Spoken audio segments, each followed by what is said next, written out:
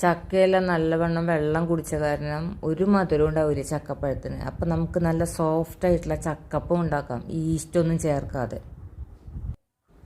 ആദ്യം ചക്കപ്പഴം ചെറിയ കഷ്ണങ്ങളായി വേവിച്ചെടുക്കണം. ചൂടാറിയതിന് ശേഷം 1 കപ്പ് തേങ്ങയും കുറച്ച്, ഇത് ഫുള്ളൊന്നും എടുക്കണ്ട, ഒരു കപ്പ് ചക്കപ്പഴവും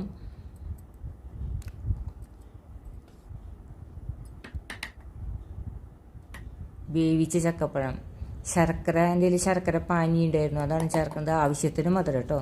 അത് കഴിഞ്ഞ് കുറച്ച് അരിപ്പൊടി, 1 കപ്പ് അരിപ്പൊടി നല്ലവണ്ണം മിക്സാക്കിയിട്ട് മിക്സിയിലിട്ട് എല്ലാം ചേർത്ത് അരച്ചെടുത്തതാണിത്. അതിനുശേഷം കുറച്ച് നാളികേര വെള്ളം, നാളികേര കൊത്ത്, ഏലക്ക എന്നിവയിട്ട് മിക്സ് ചെയ്ത് വെച്ച് 6 മണിക്കൂർ കഴിയുക.